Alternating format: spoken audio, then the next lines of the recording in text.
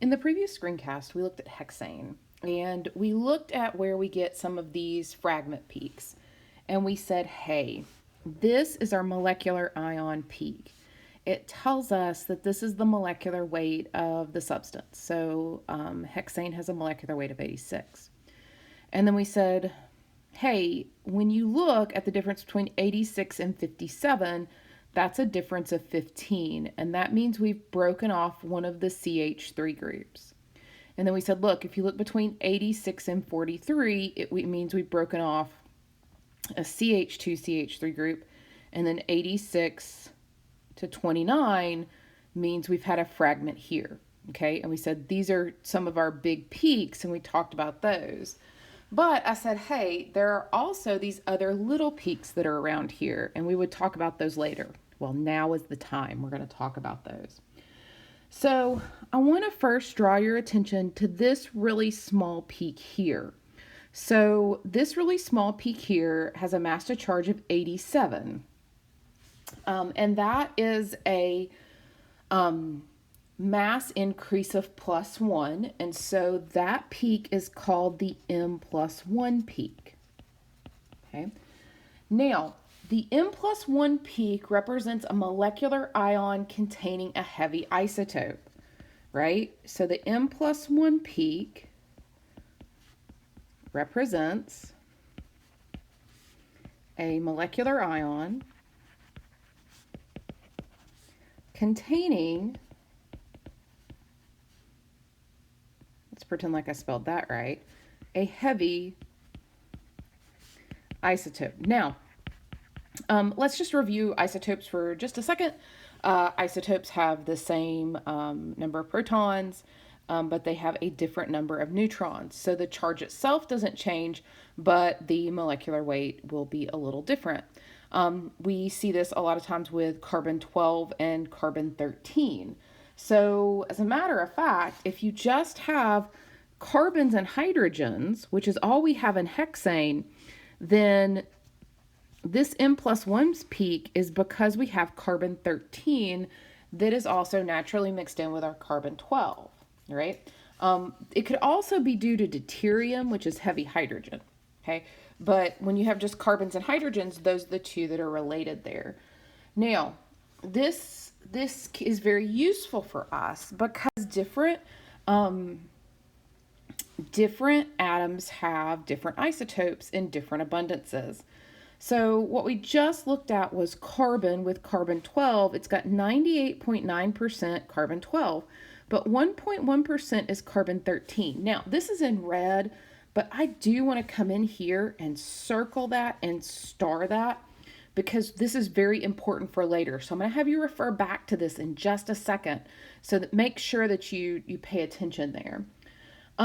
So what we do find here, notice for hydrogen, deuterium here is almost negligible. So what we're seeing really in the previous spectrum that just has carbon and hydrogen is for that M+1 peak, it is mostly carbon-13. And that's where we get hexane's M+1 peak. I want to point out a few other things while we're here. Is sometimes you'll get an M+1 peak with nitrogen, and that's because there's nitrogen 15. Its abundance is about 0.366, so it'd be a pretty small peak. Oxygen has two other fairly abundant isotopes, 17 and 18. Now, but here's where it gets really interesting. Look at the chlorine. There's a chlorine isotope that's 35 and one that's 37. That's a 2 mass difference there. So we don't get an M+1 peak with chlorine, we get an M+2 peak with chlorine. And look at this ratio here. It's 75% chlorine 35 and 24% chlorine 37. So we get a different ratio, so that M+2 peak is much bigger. Look at bromine. Bromine 79 and bromine 81. Again, bromine will have an M+2 peak, but it's almost a 50-50 ratio. That means that the peak for bromine 79 and the peak for bromine 81 will be about the same height or the same relative abundance. You can see some for sulfur and some for silicon, but what we mostly see, at least in organic chemistry, is carbon nitrogen, oxygen, and then your halogens here. So let's look at some examples of this. When we look at that M+1 peak, what we can see, right, is that for small to mid-size molecules, the molecular ion peak and the M+1 peak are often identified as the two peaks with the highest mass, which are the farthest to the right. Okay, so there's your molecular ion peak and your M+1 peak. This is due to carbon-13. These two peaks are separated by one atomic unit. And then the M+1 peak is normally much, much smaller than that molecular ion peak. Now, as I mentioned before, but I love to show examples, you can also have an M+2 peak. If your M+2 peak occurs in a 3-to-1 ratio, then that is chlorine. So we've got a 3-to-1 ratio here. And so we have chlorine. So if you look back 2 slides back where we had the table, you can see that's where we're getting the 75-25. 75% give us the mass peak here, and then 25% give us the mass peak here. Now, you're probably sitting there and you're saying, hey, Dr. Pierce, I still see an M+1 peak. You're right. You still will see an M+1 peak because it's a organic compound. It's going to have carbon in it. So, but the fact that we have an M and an M+2 peak and the ratio is 3-to-1, we can use that to identify that we also have a chlorine ion. Now look at bromine. We can see the difference in bromine here. We've got an M, the molecular ion peak, and then an M+2 peak. And you can see that this is a 1-to-1 height ratio. And that's because we have about 50% bromine 79 and about 50% bromine 81. And so that's why it gives us that 1-to-1 ratio. Notice we still have an M+1 peak, and it's because these are organic molecules. They have carbon in them. So we're still going to have that M+1 peak. But if you have an M+2 peak that is approximately the same height as the molecular ion peak, that's a way to identify that your atom has bromine or likely contains a bromine ion. So let's look at some examples. So if we were given, this is the mass spectrum of bromobenzene, right? And bromobenzene is C6H5Br. And what we should look for, if we're looking at, if we already know the molecular formula and we already know the structure, right? We should be able to identify our M molecular ion peak here as 156. And then we'll have an M+2 peak at 158. These are about 50-50, and so that tells us it's bromine. Notice both of these have an M+1 peak here because of the carbon. So you can have some molecules like this with a carbon-13 isotope and the bromine 81 isotope, which is what results in the second M+1 peak. Now, notice, right, that we come down here and this guy is at approximately, let's see, that's 40. So that's 70.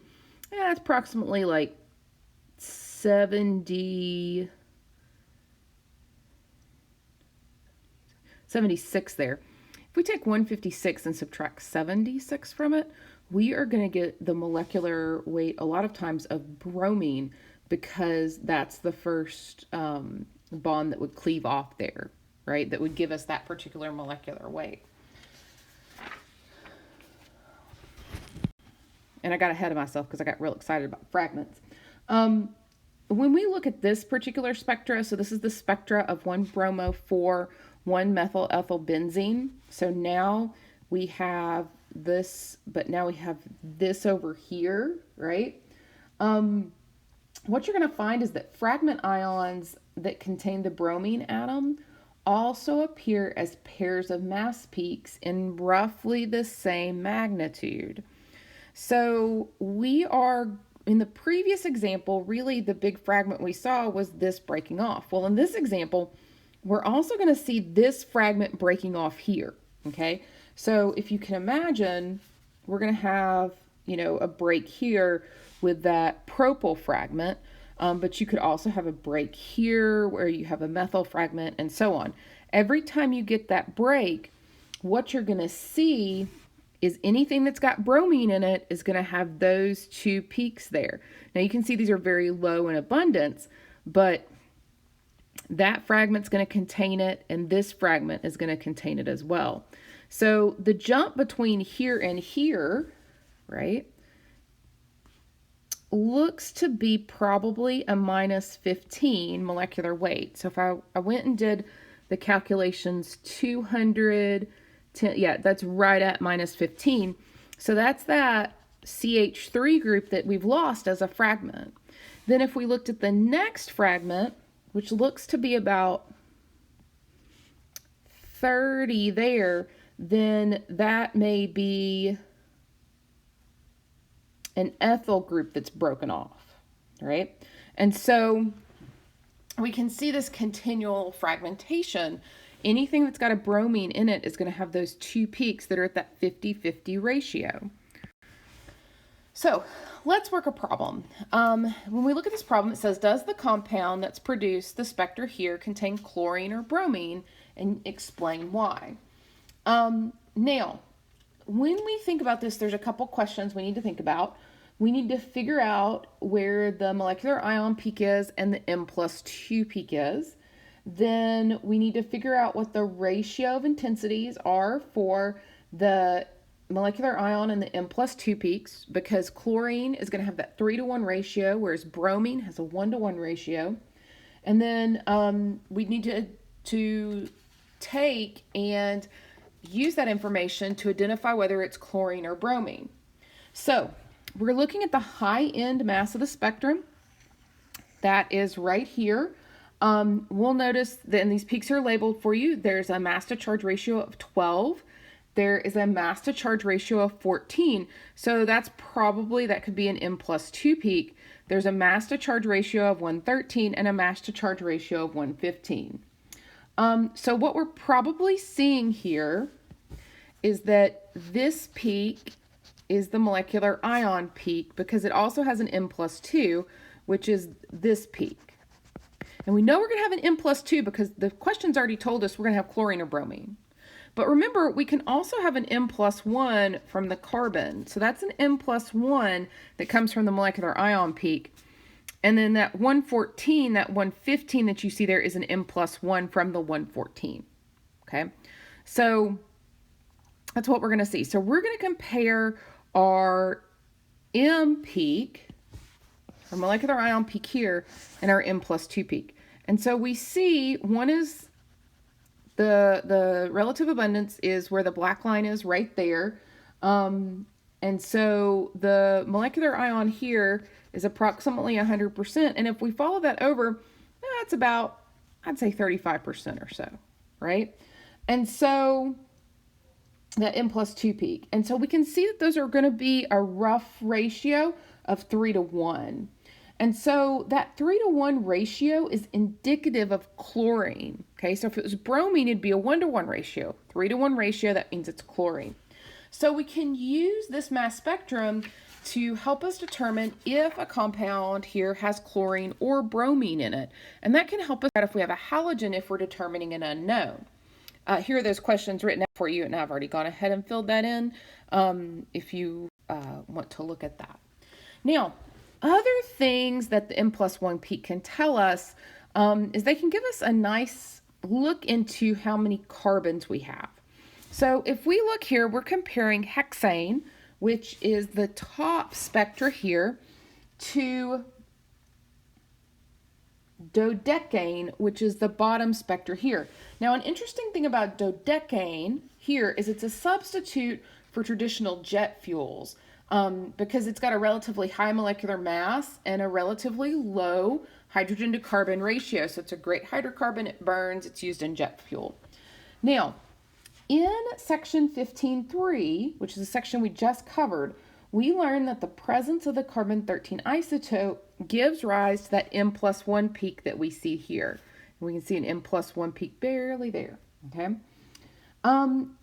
And the N+1 peak can help us identify what the molecular ion peak is.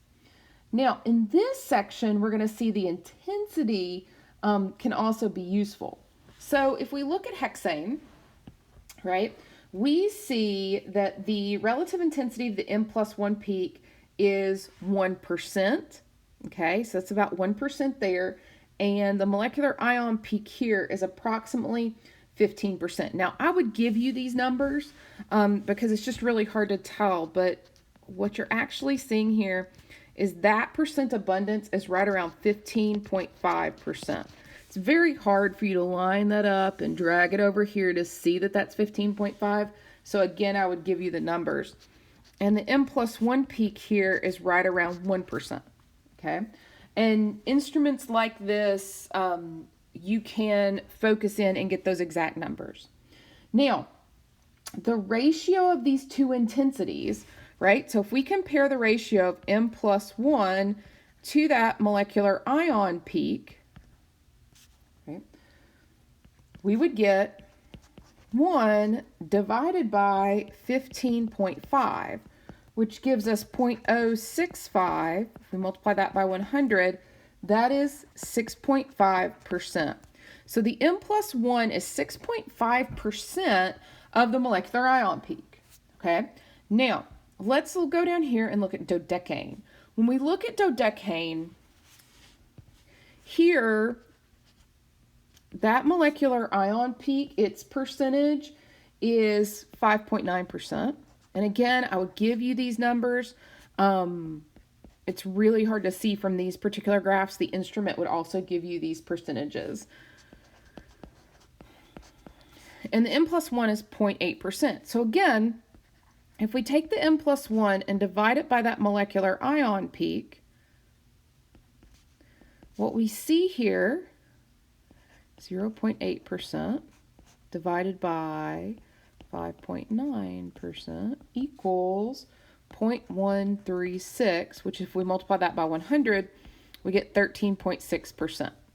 So if we compare 13.6% to 6.5%, what you're going to notice is that the ratios of the N+1 peak intensities to the molecular ion peak intensities increase as the number of carbon atoms in the molecule increases. And so we can use that to say, hey, look, we have more carbon. The ratio here tells us we have more carbon atoms than in this molecule here. So let me just put some words to that. The ratio of the N+1 peak intensity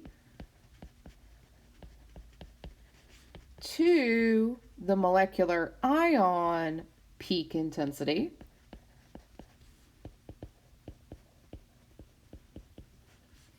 increases as the number of carbon atoms in the molecule increases.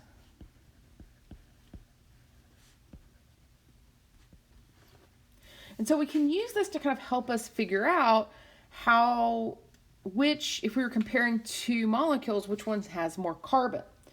Now, we can even go farther though and use this information about the intensity of the N+1 peak to give us an estimate of the number of carbon atoms. Okay, so we just said the ratio of N+1, right, increases as the number of carbon atoms in a molecule increases. When we look at this, right, the N+1 increases when the molecule contains more carbon atoms because the increased likelihood the molecular ion contains the carbon-13 isotope. So we can use these intensities to estimate the number of carbon atoms. Now, we're going to use this equation to do that. So the number of carbon atoms approximately is going to equal the intensity of the N+1 over the intensity of the molecular ion times 100 over 1.1%. Now, remember back when we talked about isotopes, I said, look at this carbon-13. It's in, 1.1%. This is really important. I'm going to have you reference it again in the screencast. Well, that time is now, right? So this number comes from the fact that carbon-13 is abundant in about it has an abundance of about 1.1%. Now, let's look at an example. Okay, so we have this problem and it says, look, estimate the number of carbon atoms in the compound produced in the following mass spectrum. I will give you these. We can identify pretty quickly that, look, this is the molecular ion.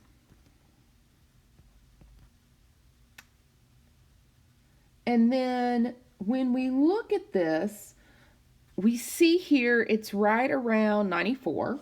Okay, so it's the molecular ion here is at 94. Okay, so I followed that down. That's 100, and then that's a 95. So those are going in 5-point increments. And then this is your M+1 at 95. Okay, now when we look at these intensities, it's pretty easy to see the intensity of your molecular ion peak is 100%. Okay, again, I will give you that, but if you want to see, you just follow that over and we can see that it's 100%. This is where we have a little bit harder problems, right? We're like, ooh, what exactly is that? This is going from 0 to 20. That's a really small screen. And so when we look at this and bring this over, it's at approximately 7%. So that intensity is at 7% there. So those would be given to you on an exam for an example. So that's the information that we have, and we want to estimate the number of carbon atoms. So the first kind of steps you want to follow is you want to identify your molecular ion peak and your M+1 peak, which we did. You want to identify the relative intensities. Again, this would be given to you. And then we need to work with our equation that we've been given. That means you need to know this equation, right? Where we have our number of carbon atoms, and that's going to equal the percent, so the intensity of the M+1 over the intensity of that molecular ion peak times 100 over 1.1, and those are percents, okay? And so when we go through here and look at this, we say, okay, hey, the M+1 there is right around 7%. My molecular ion is 100%, and I'm going to multiply that by 100 over 1.1. Of course, those percentages will cancel out. And you're left with 6.4. Now notice there are no units on this, right? Our percentages cancel out 6.4. And so we can look at this and say, well, it looks like this would have approximately 6 carbons. So we can estimate, right, there's approximately 6 carbons here. Now we can go through and we can double check this. We can say, let's make sure this makes sense in the rational world. If our molar mass is 94 and we know the molecular weight of carbon is 12, right? 12 times 6, that gives us 72. If this was something like 172 or 972, then I know I'd be really wrong, right? We're not ever going to get an estimation of a mass that's greater than your molecular ion peak. So let's make sure that our answers make sense in the rational world. You would expect the number of carbons, the molecular weight, to be a little lower because hydrogens are going to make up this difference, right? So if we think about it, if it was a completely saturated hydrocarbon, it'd be C6, where 6 is N, right? 2N plus 2. So it'd be C6 H1214. So what we would at least expect is that if it was a hydrocarbon, 72 plus 14, that gives us 86. Okay, well, what we probably have here is another sort of atom, not just carbon atoms that are included. So maybe an oxygen or a nitrogen or something along those lines.